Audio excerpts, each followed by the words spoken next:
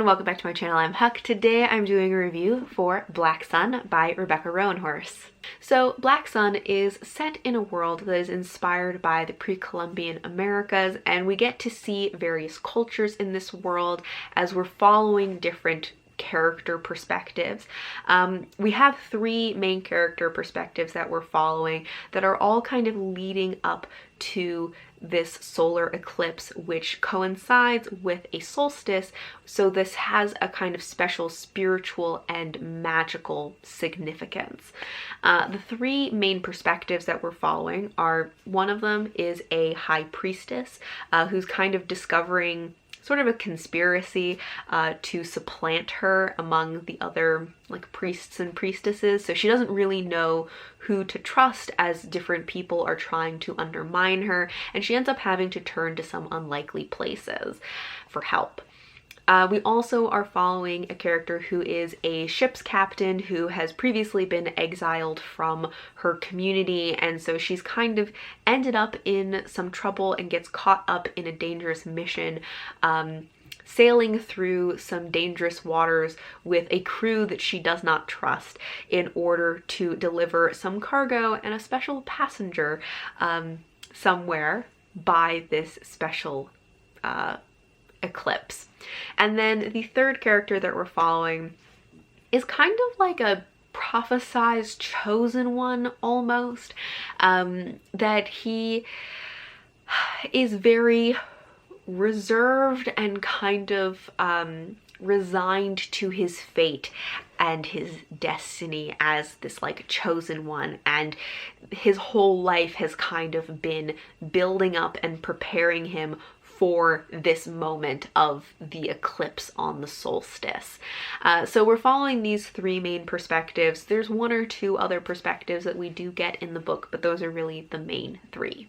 Now, as for the world, this was such an interesting world. I really loved the way that Rebecca Roanhorse did her world building in this. It is not world building that is very like exposition heavy. There's not info dumping. It's not the type of world building where someone really clearly just lays out for you like, this is how the world works. It's much more like world building through osmosis. You just kind of experience the world with these characters and understand it through their experiences. And I think that she does a great job of the world building in this way, because while I was reading it, I really felt like I knew everything I needed to know. I understood what I needed to understand about this world, but also that she gave this really great sense of place. Like, I have a strong sense of what this place feels like and what these characters are experiencing in this place, which is something that I really love in a book and in a world. So I really enjoyed the way that her world building was done. I think the world's also very interesting because you have all of these different elements of, there are like warring religious factions with like the new religion and the old religion, that there has a rebellion and the tensions between the two. Also in this world there are a lot of queer characters. One of the main characters is bi. There are also side characters who are trans and non-binary, characters that use gender neutral pronouns or neo-pronouns, and also the way in which it is incorporated into the world is kind of, it's very similar in terms of the kind of way the world building is done. There are not explanations of like these characters' identities. They just kind of exist, and them being queer characters is not really part of their characters' like struggles or difficulties. It's just a part of their lives and part of the reality of this world. Now, as for the characters themselves, I loved all of the points of view in this book. Every single point of view, I would get totally sucked into it and just love reading about that character. Every time the points of view changed, I would like get upset about it, that I was like, no, I love this character. I only want to read about this character. But then I would read the next character and get totally invested in them and then be upset when I had to change to the next character. So every single one I really loved, and I would just get so involved and invested in every single point of view, which honestly for me is very rare. I think when there are multi-perspective books, it's very common to have at least one that you don't really like, but I just loved all three of our main characters that we were following.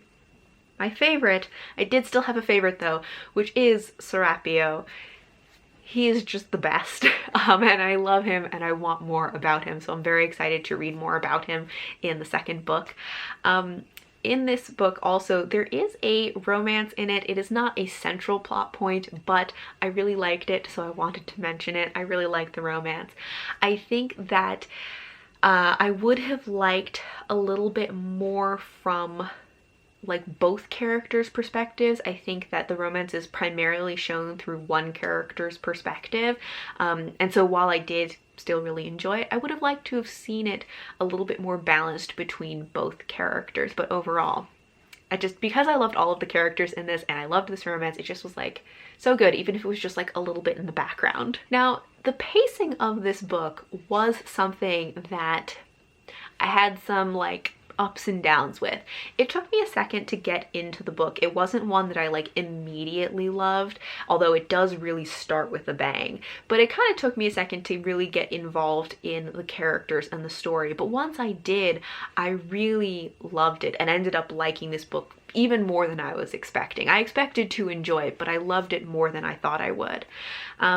Throughout the book, like it has this sort of like ominous feel to the story and the pacing, because it is following all of these characters as they're kind of converging at this point for the eclipse. But by the time we got to the end, I felt like the end felt kind of rushed, and was a little bit like, what's going on when we got to the end, because everything just like felt like it happened really quickly. So I liked all of the build up to the end. I liked like the events of it. I just wish that that end portion had been drawn out a little bit more so that it didn't feel so rushed and I was able to like understand what was happening a little bit better. I really think that as much as I loved this book, I do feel like it could have actually been a little bit longer, which a lot of times I say that books should have been shorter. I feel like this one could have stood to be a little bit longer, especially really drawing out that ending a little bit and like fleshing that out a bit more.